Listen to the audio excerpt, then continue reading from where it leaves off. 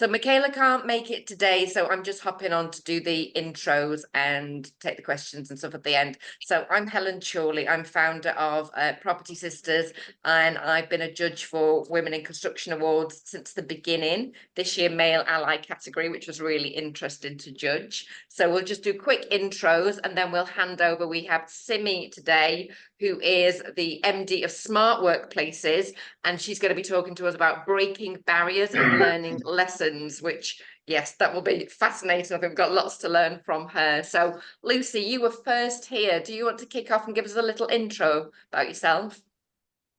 Yes, sure. My name is Lucy. I'm based in Bournemouth in the south of the UK. I'm a third-year electrical apprentice. And I've just recently found this guild. I'm really excited to get involved. So this is my first talk, and yeah, it's a pleasure to join you all. Amazing. It's very informal. Just share what you want to or not, as the case may be. Claire, I know we can't see you today, but you can hear us. Do you just want to give a little intro? Yeah, hi everyone. I'm Claire from CH Marketing and Property. And I really find these sessions really valuable, so they're always really interesting. So thank you for having me. Oh, lovely to have you here. And who's Alex's AI note? Is that actually Alex? It's a note taker. Oh, it's just like an otter thing. Okay, yeah. You're on okay. mute again. This is why Helen's doing it and not me. And I'm just Nikki, who's works for Michaela at design and build. There will be more come on, I think, because we've changed the time. It's people are just going to be like, but they'll come on as it goes through, Simi. They'll start to come on. Yeah, and it's been recorded. We can wait a few minutes if we want. You want to? Yeah, they probably start coming on as as you get into it, etc. You can see people start to come into the room. But yes, I think it might be not as many views again because we've changed the time.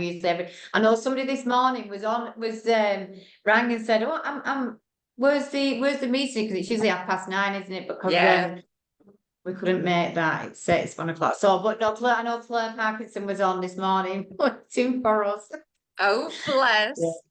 I think a lot of people are away actually as well, so may well watch the recording rather than kind of joining live this month. But it's all really useful. It's really useful resources, and all these are recorded so people can go back and watch them and see, other people who've spoken. So yeah, because we do a newsletter as well, Simi, once a month as well. So after each meeting, I send the newsletter out with the video on as well. The video of the meeting.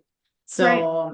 But it doesn't go on LinkedIn, does it? It's no, not at all, not at all. It's just a newsletter between our, Women in Construction Hub. Yeah, it doesn't go on LinkedIn at all. So, right, I'll shut up now, Helen. no worries. Do you want me to do an intro while we're waiting, Helen? Yeah, let's do that. Great idea. So, I'm Simi Gandhi Whitaker. As you said, I run a business within Mitie PLC, which is called Smart Workplaces. And what that essentially looks after is workplace consultancy. So what are we doing within the buildings that we kind of operate in around kind of helping our customers improve that customer experience with their people, so that human side of it. Which then also goes into technology solutions. So I run a BMS business unit, an IoT sensor type solution, and then we also do design and fit out within there. So that's another key part of what we offer. And then also we have workplace teams embedded on contracts. So there's kind of 4 key components to smart workplaces. Right. And I sit within one of the divisions, reporting into the MD, who is on our exec team, so reports directly into our chief exec. So I've been in Mitie 3.5 years, and prior to that I started my career many moons ago in construction, and my first job was with Lend-Lease, and I will talk about that. It was one of the best experiences of my life, and I then moved on to other construction organizations, and then I got into FM through Carillion. I won't talk about that, but yeah, and I thought I just wanted to say thank you very much. I know Maria put me forward, but we're really great to be working with you guys. I know we're sponsoring one of the awards, and we've got people, one of our male allies was actually shortlisted for the awards, so it's fantastic. So yeah, just gonna do a bit of a share my story. Oh, lovely. Can't wait to hear more. Gosh, you've seen a lot of different places. You must have a lot of different experience. And it's really good actually to hear like that you're that you've had really positive experiences as well. You can learn as much from those as you can from the challenges, right? Definitely. But yeah, there's definitely a story. It's not all positive. No, never is. Life would be boring if it was. Exactly. I mean, I'm happy to kick off if you want me to. Yes, let's go ahead. Right. I am so Lucy and Claire, I'm relying on you to ask questions. But Do you want questions at the end, or do you want to will you take them as we go? Yeah, I think if I run through the presentation, I Okay. think it might invoke some questions. Okay, we'll do it at Right, the end. bear with me. Actually, we've got Hiran here as well. Hi, Hiran, welcome. Hi, how are you? Very good. Do you want to just give us a quick intro, say who you are, what you do? My name is Hiram Badale. I work with Redrow. I'm the Group Learning and Development Construction Trainer Manager. Super. Welcome. So we've got Simi presenting. She's just sharing her screen, and so you've timed it beautifully just in time for her kickoff. So over to Simi. Thank you. I can see the bar on the top. I can't see you guys, so just shout if you've got any questions, but I'll run through the presentation as I said, and then hopefully we can chat at the end. Okie dokie. Essentially, what I'm going to do is just talk to you about 15 minutes or so, just about my own personal experience, and what's kind of led me to where I am now, and I guess the next trajectory and iteration of me.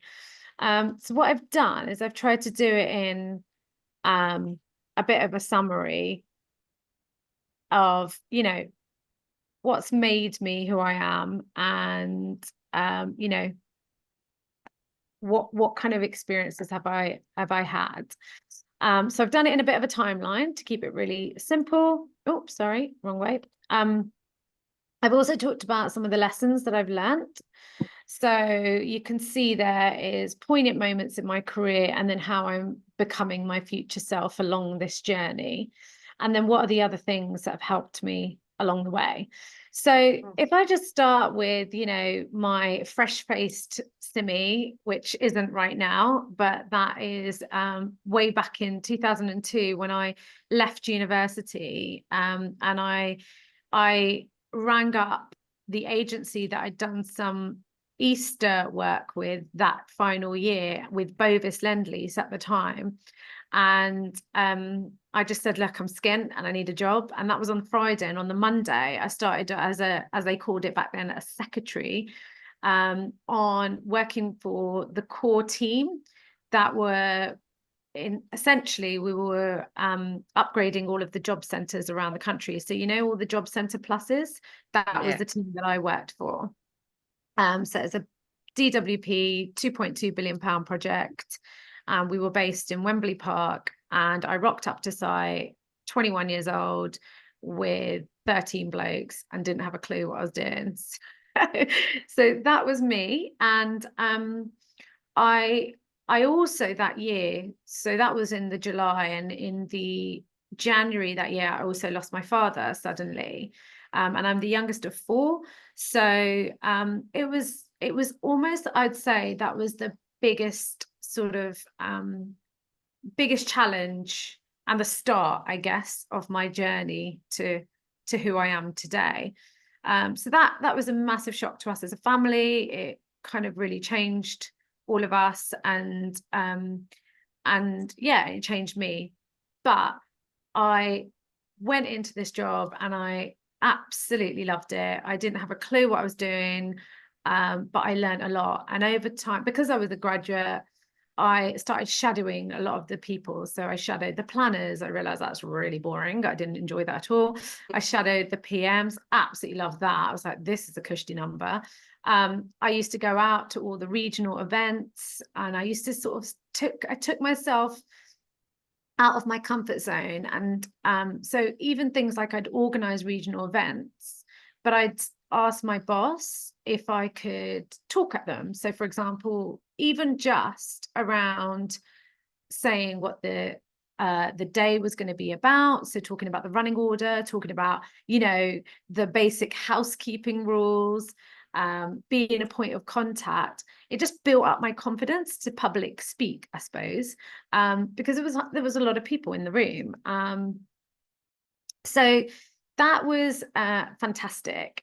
And then I spent probably 8 years there. And in my last job, and I moved roles, I always was that person that would be like, right, I'm done with this. I need to go and network. And I would. And then I'd say, right, I need this job. And I couldn't. And I look back now going, wow, how was I that confident? And I don't know where it comes from, but I think it's just a bit of stupid naivety, if I'm honest. But I kind of just had this thing of, if you don't ask, you don't get. And it stood me well, right? And it still does to this day. So that's something I would say was really key to me pushing on with my career.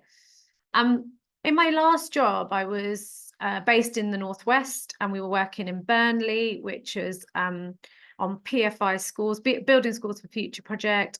Very, very deprived community, a lot of race riots and issues. And I did a lot of stuff that was around helping the communities over there. Like, as a big employer, we wanted to do our bit. So I got involved with the Prince's Trust and business in the community. I used to chair a Business for Burnley action group.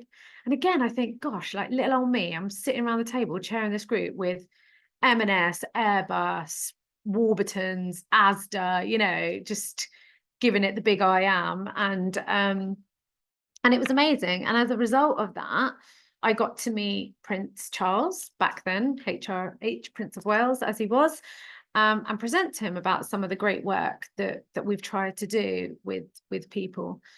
And what I would say is, again, that's something I didn't plan on doing, but I've always tried to pay it forward. In any job that I've done, I've always tried to think about, how can I do more?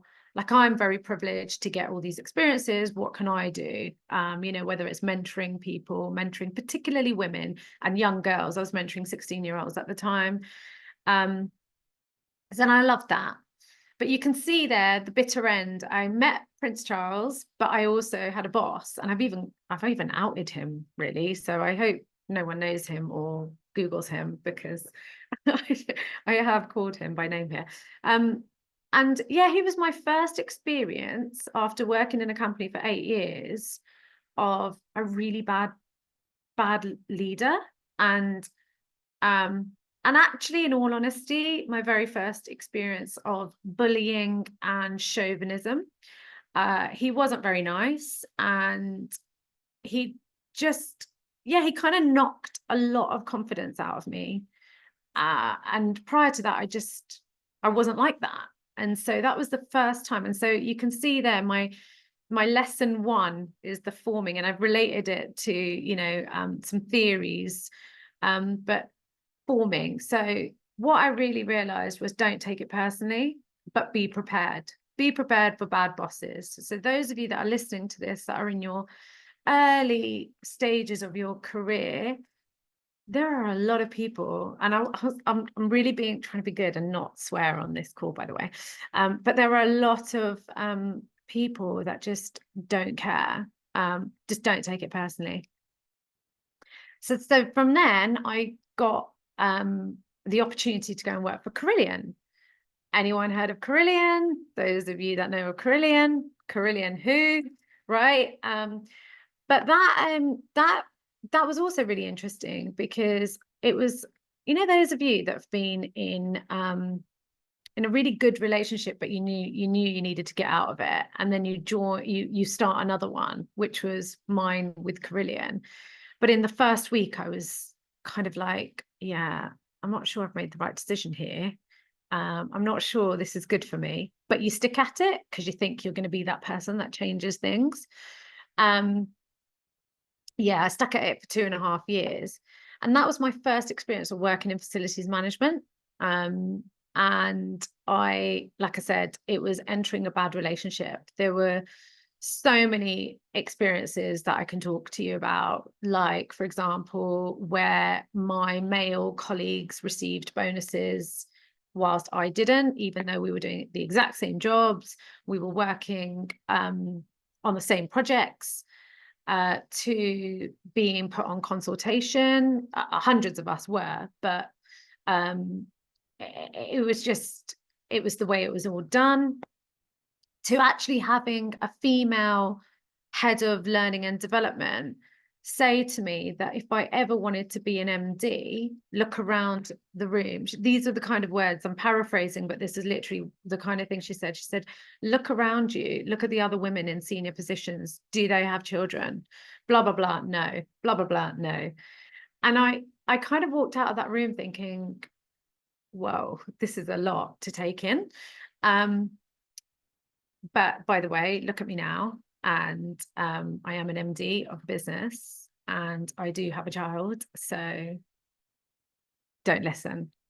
So my lesson number 2, storming, the art of resilience and GTFO. And if those of you, I'm gonna swear now, so apologies in advance, but GTFOs, get the fuck out. So I would suggest, know your worth. And the bad experiences are sometimes the best experiences as well, because the amount I learned from that time and how resilient it made me, I didn't really realize until I moved into my next position. Then I started working for MCOR, which is a purely FM business, so facilities management. I was there 6 years. I absolutely loved it. I got to a really senior position.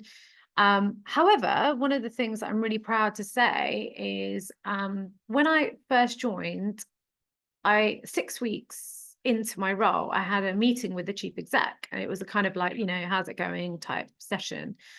And I remember saying to him, I said, it's like I got invited to a party, but I didn't get the dress code. And I said, everyone else is wearing black and I rocked up in a clown's outfit. And he kind of like sort of looked at me and asked me to elaborate. And what I meant was there were no female at my level. There were no female directors in the business. I was one of 3, and the other 2 had been there for 20 odd years. And they were on account management type account directors. So I was really proud to say that they let me set up a networking group. I wanted a female only one, but actually in hindsight, it was much better because it was a group called Creating Balance. So we could look at what we can do to create balance across the board within MCOR. And I was the chair of that, and we changed the paternity leave policy. We changed the maternity leave policies. We did some really great things. And when we fast forwarded 2 years later, I mean, the amount of females that we had in senior positions that were really improving that business was fantastic. So I'm really proud of that.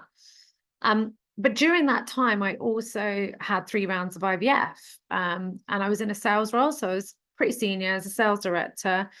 And it was, if anyone's been through something like that, you'll know that it's pretty grueling and it's pretty intense. And I live in Oxfordshire. So I would have to travel into London, like 5 a.m., get up, travel into London, go and do, tests, et cetera, without boring you with the specifics, while still holding up a full-time job. I was really open with my line manager, but that was the only person.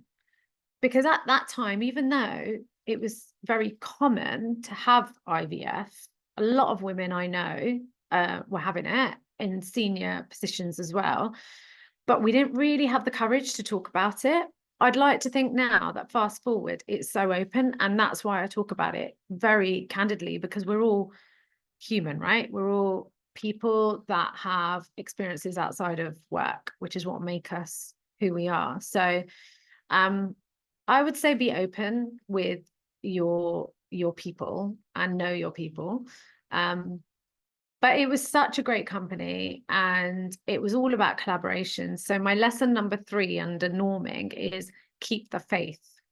So if you go through bad experiences, think about what that is doing to you in terms of developing you, as well as also it can have really terrible effects on your mental well-being and your health.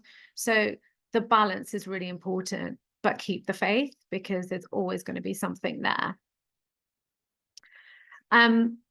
Then I had my daughter Ruby, took 8 months off, went back to MCOR and realized actually like I'm kind of bored and want to do more with my life. And so I had this opportunity to work with Mitie, and it was completely changing my role into from doing a sort of Lend-Lease where I was really ops, and Carillion where I got into sales and customer facing, work winning, sticking with that at MCOR, to all of a sudden I'm heading up our connected workspace technology business.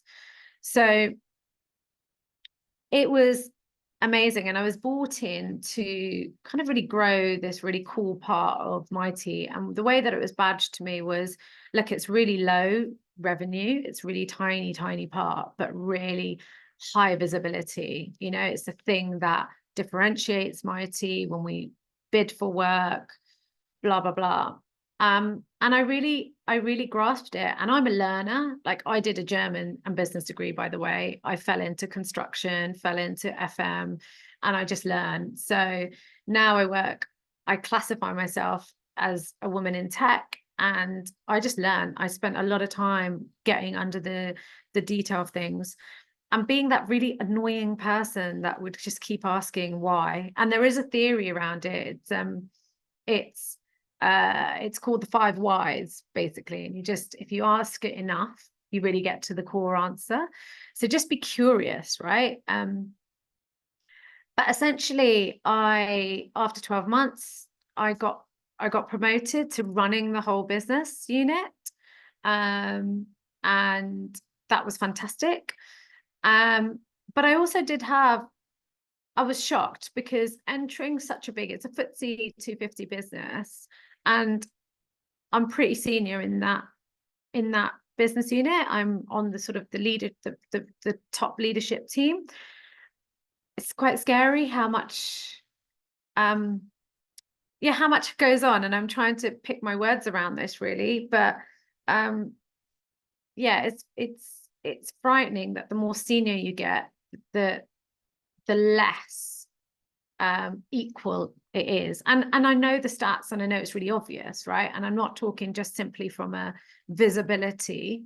I'm talking just people's attitudes, people's approaches. It's quite scary. And I had this terrible experience on one of our bids, and I genuinely thought it was me, and I felt terrible, and I was really upset. And I spoke to my MD, and he was like, don't worry about it, but didn't really think anything of it, didn't really know me. I was only 6 months in. And then someone external who I know in the industry raised it, and actually was on this call where this terrible thing happened, and actually reached out to him and told him about it. So it wasn't me being paranoid, because I knew something wasn't right, but someone spoke up on my behalf, and I actually realized, you know what, it's so important to keep doing that. And I've always been that gobby one that calls things out. So my lesson number 4 is speak up. Honestly, call things out. Do it in the right way, but call things out, because it's so important. And we're never going to get change otherwise. That's my kind of passion. Anyway, as I say, fast forward, I've been promoted to this role as a leader in smart workplaces, looking to improve the digital workplace experience for clients. And yeah, I've touched on perimenopause. Yeah, that's the thing as well. I mean, it's like, what, if it's just not so many other things we face in the workplace, and then this thing comes and kicks you in the, I was going to say nuts, but that's not really apt, is it? But yeah, it's, so again, the reason why I raise it is, whilst it's perfectly natural to do this, to go through this as a woman, it really, really affects your performance at work. And I'm just at the very early stage of this, and I've noticed a difference. And so I'm looking to do something about it. I'm taking loads and loads of herbal remedies because I think that I'm going to be fine. But, you know, but it's also things around understanding when to have really big meetings and at what points to have those big meetings. So I'd urge you to look into that if that's, again, something that you're experiencing or some changes. There's apparently a really good book, not apparently, sorry, there is a really good book that someone recommended to me. It's called Code Red. And that really tells you about the dynamics of the female form and career. So, so yes. I'm also the deputy lead for Mitie Women Can. I also have launched a Women in Projects group initiative for the division that I'm in, which is the construction, energy, technology business unit, design, fit out, as I said, because we've only got 18% females, and I've badgered my MD on looking at how we're going to improve this, and not just improve it as a stat, but actually improve what we're doing development wise for those females, and managing their career journeys and making sure that they stay with us and they don't drop off. So I'm really passionate about that.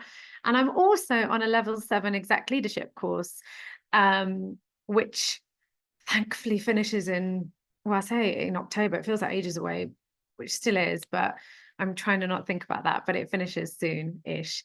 So I do a lot, but my lesson number 5 there is remember your why. And I'm at that point where I have so many, I'm really blessed because I have so many women come up to me and say, you're such a role model, you're such an inspiration. And for me, that is the single most important thing of why I do what I do and why I keep pushing, as hard as it is. Some days it is really tough. But being a female of color as well, being seen and visible as a senior leader, I'm just trying to be, you know, authentic is why I do what I do. And at the bottom there, I've just talked about some of the things that I've got involved in. So whether it's, you know, chairing Cherie Blair's Business for Foundation for Women group. There's I was a trustee for the Advocacy People, Women in Tech, you know, just doing my bit, I guess, in my little tiny sphere, because yeah, I do want to be a role model and I want to inspire, but I also have a 6-year-old girl that I don't want her to go through some of the things that I've been through in my career. I'm just going to quickly flick on to summarize, is be true to yourself. Always be true to yourself. Don't try and be something you're not. It really doesn't work and you get found out. And also, you know what? It's exhausting. You just don't enjoy yourself. Believe in yourself, really, honestly. And I'm just as bad for it. I have really great friends, partners, you know, I said partners, didn't I? I meant partner. But I have really great people around me that kind of try and big me up. And it's really hard some days, but you've got to really dig deep. And as I said, find your tribe, just keep talking, whether it's your close network at home or whether it's people in work. But don't be too trusting at work, by the way, because scarily, we talk about women supporting women, but we don't talk enough about the ones that don't. And it's a thing. So just be really careful on who you talk to and what you talk to them about. Call it out. Don't have to be disrespectful, but call it out. If there is a situation that is uncomfortable, or you see someone more junior that is in a situation that is uncomfortable, call it out. It's our responsibility. And these little things will make change. Be laser focused, right? Think about where and what you want to do. And don't be those people, right, that is just, I'm mapping out my life and that's it for the next 10 years is exactly what I want to do. If you're like that, fine, but that didn't work for me. For me personally, if I had done that, I would not be experiencing some of the amazing things that I've done today, because I would have been just so fixated on this program. But bring people along the ride with you, right? Bring people up. And I asked a colleague about this, and we were talking about barriers, and she just basically said, remove the effing barriers. What barriers? Just get rid of them. Sadly, there are, right? We all know this, but we need to just kind of find ways to knock them down. And finally, I'm leaving you with just a little quote of mine, not mine, sorry, but I really liked it because it represents me. Certainly all the way through my early career, I was, you know, I'm here and I'm here to make a difference. That's me. Wonderful. Thank you so much, Simi. It's fascinating to like watch your career progression and kind of like all the ups and downs, and actually how you brought in like real life issues that affected as well. I saw Nikki get a bit scared when you mentioned perimenopause, because that's my favorite topic and I could go off on it for an hour, but I won't, because we'll go to questions. But thank you. I scribbled down the book recommendation, Code Red. Yes. There's lots of other great ones. And if anyone wants any perimenopause or menopause advice, I've got Hellapause on Instagram. So check that out. I'm right in there with you. Love God, it's it. a daily struggle. So I entirely get that. Amazing. Have we got any questions from the audience that we've got here? If not, I've got loads actually. So Lucy, over to you. I had 2 questions. I hope that's all right. One of them was, do you have any recommendations, like specifically about improving resilience for young people entering the industry? I work on construction sites, and obviously I'm exposed to a lot of things that are quite challenging, and I find it very difficult sometimes to maintain true to myself. And I was just wondering if you had any recommendations on how to improve resilience. Yeah, Lucy, your earphones are buzzing a little bit, but I think I think what I heard is you're on construction sites quite a lot, and you find that it's quite difficult to be your true authentic self, and how do you kind of some advice around how you deal with that? Is that right? Yeah. Yeah. Oh, amazing. Yeah, I spent quite a lot of time on construction sites when I worked on the schools projects, and I absolutely loved it. But yeah, the banter's real. Yeah, sitting in a cabin, and especially when there's not a lot of other females, right? Or there's not a lot of females that are doing the kind of jobs that we were doing, which was kind of, I guess, technical, front-facing, you know, operational roles.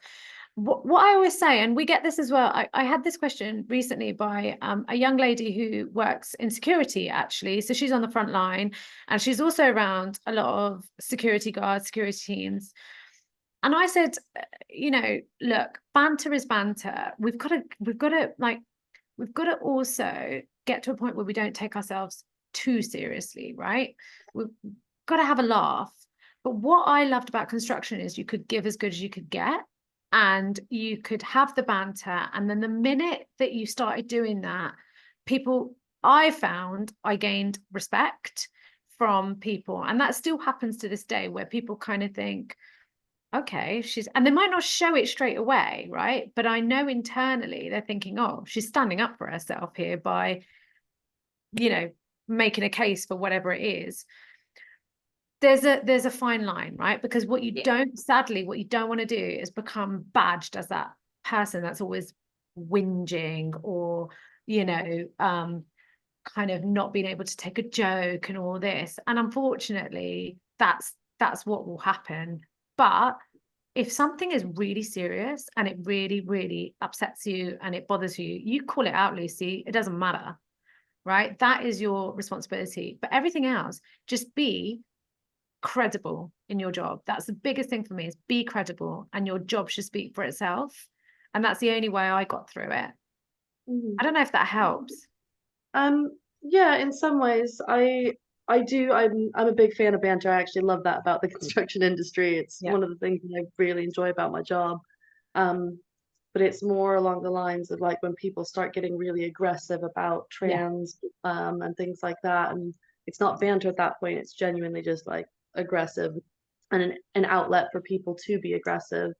And I guess, yeah, if And is that managed? Sorry if I ask a question. Is that your own people? Is that you like your bosses and people, or is it like suppliers, subbies? What could it, just examples? So yeah, it's both people. I've actually just changed companies that I'm with, but my last company, the people that I was directly working with, as well as the other subcontractors, I was getting told stories that were frankly downright criminal. Yeah. And this was quite regularly. And my way of dealing with it at the time was just to walk out the room and just say, I don't need to hear this, and just walk out the room. But over so many months, 6 months down the line of hearing this week on, week out, even with what I had in place and walking out and saying, hey, that isn't cool. Yeah. It did start to affect my mindset. And I'm just wondering if you had any advice about resilience within that, and how to just kind of maintain my own integrity. Well, I think you've hit the nail on the head. It's maintaining your own integrity. And I think you've got to call it out. And I would say if it's really serious, I would report it as well, right? But get out, because sadly, what I learned over the years, like Carillion, right? I was like, I'm not changing that. One little old me is not going to change this culture. So, and my mental well-being at that point was really low. And so you get to a point, don't you, where you go, it's me or them. So but what you will find now that you're in this new position is all of that will come out in this new role. And what I said to myself when I joined the next job after Carillion is, I'm never letting a company treat me like that again. Yeah. And that's what you find with those really negative experiences, even though at the time they feel terrible. And it's disappointing, isn't it? When you're a driven individual as well, you're disappointed because you're like, I really wanted to make a difference. But Lucy, you know what? Life's too short. You can't take it on. Yeah, thank you. And I guess that leads to my second question, which is, you mentioned about calling it out without being disrespectful. And I was wondering if you could just maybe allude to a method of not being disrespectful while still saying, hey, that's not okay. If some things are really, like, for example, I've been called emotional, frustrated. I've also had very senior people, I won't mention it, call people by other names. So, when, like, if there's a foreign name, they've shortened it to something, which actually they've not short. So Simi, Sim, fine. But changing names that are actually a little bit, in my view, derogatory. What I've kind of done in that scenario is sort of said, when he's talked to me and he's saying, oh, and speak to blah, blah, blah. And I just made a joke and I went, you can't say that. And he's like, what? I said, well, you can't say that. I said, I'm sure he might not be bothered by it. I said, but it's a little bit racist. And I just said it. But I was like, as soon as it left my mouth, I thought, oh, God, I've got to follow through with this. But you know what? I want to go to sleep at night knowing I've done the best that I can. Whether that person chooses to change or not, it's up to them, right? So I didn't say it in a really bad way. I was just trying to be polite. But that was, to me, very important. Other things you can just make a joke of and banter, I feel. And especially in our industry, right? There's a lot of opportunity to kind of make people feel silly, but in a funny way. Thank you. No, you're welcome. I hope that's helped. think that's all great advice. I was just wandering around because I was trying to look for a book that I've got that I can't put my hands on right now. But there's a book called Non-Violent Communication by Marshall Rosenberg. Amazing. And actually that has a nice kind of structure about how you can communicate and honor like how you are feeling, but without provoking the other person. Now, you never know, and you can't take responsibility for how somebody is going to kind of hear or receive a message. And that also talks you through that process. If they flare up, then quite frankly, that's their problem. But it's a nice way, and he's got loads of YouTube videos and stuff. I love so that. That's definitely something worth checking out, Lucy. But great advice, Simi, and really, really great questions. And I'm sorry you're finding those challenges. I did 11 years on a trading floor, so I'm all understanding the banter and the where is it that you draw that line. So no, great advice from Simi there. Thank you for the question. Thank you for being so open, Lucy. Anybody else got any questions? Or even thoughts? Yeah, any feedback? Actually, I had one on you obviously heavily involved in guidance and guiding younger people and the mentoring. Has there been people or someone in particular that have helped you and has been a mentor or a guiding light? And how was that experience for you, Simi? Always, all throughout my career. Yeah. But even like, do you know, I didn't formally do it initially. Yes. I just, one thing I'd say, right, and I think I already mentioned it, is networking is so crucial, because the more you meet from different walks of life across, whether it's externally or internally, I mean, Lend-Lease is massive, right? So many people, and the more widely your thinking becomes and your kind of sphere of knowledge widens just through conversations. And so then you build that relationship and you go, oh, I've got a problem. Can I, nowadays you can Teams people, right? Back then it wasn't like that. You just actually had to have a conversation, right? I sound like a 8-year-old man, but anyway, but the point is, networking, organic mentoring. Then latterly I got into much more formal mentoring, but they helped at certain times, right? I had this one mentor, she was amazing. When I got into FM, she's a Canadian woman, right? And I remember this one conversation, it was 10 minutes long. She's driving in the car, I'm just ringing her. And I was talking about a scenario where basically a boss, my MD, recruited someone between me and him. And I was fuming about it because I was like, well, I'm doing the job and you're like bringing someone else in. And I was moaning to her about saying this person doesn't do anything. Like literally we go to meetings externally and he will introduce people who go, yeah, this is Simi, she works for me, you know, like that insecure thing and all that. And then she literally just said, Simi, don't think about his shit, focus on your own. All right then. But it was so true, right? Because she said, good people just focus on your own, bad people always get found out. And do you know what? 6 months later, he was out the door. He was out and I was doing the job. I kid you not. And it is so true.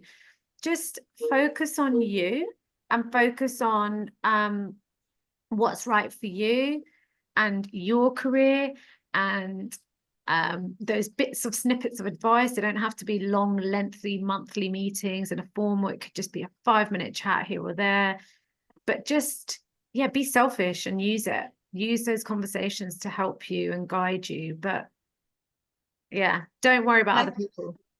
I think people, I think people like to be asked for their advice too, not like, oh, won't drain somebody and put them in a corner at the coffee machine for an hour every week, but a quick I think I'd really love your insight or your input on something. 100%, can be Helen. people like to share and help, don't they? It's so funny you say that, actually, because I was thinking when you said that is when I was in a more and you know, early in my early part of my career, I used to go, oh, I feel bad that I'm encroaching, but now I'm on the other side, and when people come up to me, I'm like, yeah, I'm all over it. So actually they probably did feel like that. You just feel guilty. So don't feel guilty, because people love to be asked to help. You know, if we feel like we can help, it's such a, you know, it's that. My 6-year-old's got this book called Bucket Filling, Bucket Dipping, you know? So what do you do to dip someone's bucket, and what do you do to fill someone's bucket? And it's, I'm trying to get her to share. She's an only child. It's never going to happen, but whatever. Bless her, bless her. But I think also that's a way of like people remembering you too. Like you can hold yourself back. This the same when I was younger, and you're like, no, don't bother that person, don't bother them. And then you see the like the bolshy ones going up and asking a question, and then a rapport developing between this person that you really want to get in front of. And it's a really easy way of doing it. Be respectful to them, ask them for opinion, don't take up too much time, but they'll probably remember you. And as cheesy as it is, right, Helen, it's that elevator pitch. Always think about, what do you want them to remember about you? Because you never know through that one interaction what that will lead to. You never know. Make it a good question. Don't go and ask them like, oh, what would you do? Like, I don't know, something. We're gonna have for dinner tonight. Or do you have any perimenopause tips? Maybe not that one, but if someone said that to me, I'd be like, whoa, okay, don't ask me on the one. Be like, go and ask my friend Helen. She'll help you. We are friends now, Helen, that's it. Definitely. Claire kept coming on and off mute, Claire. I did notice that. Not to put you on the spot, I don't know if you had something to say. Yeah, I was not wanting to interfere with the sound. I was going to ask a question, but then you kind of answered it. So it's just more really to say thank you for your honesty. I really do appreciate it. And I think the advice I would say as well is just when you reiterated and to not take it personally, and just kind of just, you know, focus. That was what I noted down, just that laser focus. And how networking is so crucial, because I think that you do just then find your people, if that makes sense. Totally. Yeah, totally agree, Claire. And then the only other thing that I was going to mention is, because it's closer, because I'm Preston, so I do know Burnley over in East Lancashire. I used to live near Preston. I used to live in Ribchester. Yeah, I know where that is. Yeah, I know it all from me. It's a love walking around there. Yeah, it's some pretty places. But no, I think that's what's really, really nice as well, because I think that's more at the forefront as well, you know, making a difference, you know, in the local communities, and, you know, it not being just lip service to it, that it's more that accountability. You know what, you've hit such a good point, Claire, and I think about the person that I am. I mean, honestly, I was like this really insular Londoner and then I met this dude who lived in Warrington, and I moved up north for him, and I mean, he turned out to be a complete loser. But I had two choices at that point. I could have gone back home within a year, or I stayed in the Northwest for 10 years. And when I say to you, I was so naive. I I didn't even know walking was a thing. I was like, what, walking to the shops, you know? Like, but if I think about what makes me who I am, is those life experiences, like knowing about the amazingness of the Northwest in general, but also the deprivation and the segregation between communities. And because of working in construction, we end up, because we want to build up communities, we end up working in those that are a little bit more deprived than generally, like Burnley, like you know, I think I was in Bury and places like that, you know, like near the Ashton under Line and Thames, where we were trying to build up kind of, I suppose, people, you know, people just had that kind of mindset of second, third generation, want to be on benefits, their motivation for their children and was to be on benefits. You know what I mean? Like it's so eye-opening, and it really humbled me, and it made me realize that it's so important to think about the world around you, you know, and yeah, sorry. Thank you. Is Hiran the only gentleman on this call? He is this week. Normally we have Noel and a few others, don't we? But I think everyone's at the beach this month, but no doubt they will catch up with the recording. Do you know what it is? So I think it's been a really good session. I think I'm glad Lucy is here because she's new to the group and I know she wanted to get some advice, etc. So it's been like I think like fantastic session for Lucy in particular, who is brand new and got some good advice. I'm hoping Lucy. You know, It's been fantastic. It's so nice as well. Just, I mean, down where I am, I just don't know anyone else doing this. So it's so nice to hear that other people share these experiences and to get some advice. And yeah, it's so valuable. So thank you so much. thank you. This is how kind of, you know, these meetings kind of operate. It's very informal, it's very, you know, it's a safe space, so you can ask those questions, and we're all very real and tell it like it is, like Simi has done today. Here's the good bits, here's the bad bits, here's life that gets in the way. It is such a lovely community. And it's so nice because it does feel like that. And do you know what? Like for me, it's not about quantity, it's about quality. Exactly. You know? Like, and if there's one thing that if I can help one person with anything I've said, for me, that is the most valuable thing, right? And that's why I love doing these things. It just is so important for all of us to kind of support each other, because actually we do need male allies, and there's some fantastic male allies I've had throughout my career. But we also have to remind ourselves that, you know what, we shouldn't have to change. We just have to tweak and adapt a little bit and become more and more resilient. But things will change. Maybe not in my lifetime, but they will. I think they are all doing, like a bit at a time, and we're all making our own impact. What I loved is the bit that you said that really resonated, and I think if Michaela was here, she would, you know, reiterate that this is the ethos of this hub. Bring people along on the ride with you. You can make your own difference. We've all kind of gone on our own journeys and struggled and broken the barriers like you've talked about.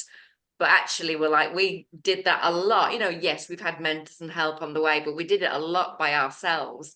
And actually I think that's what, you know, people like in Michaela, Simi, my position now, we're like, we want to do it and we want to bring everybody else along with us.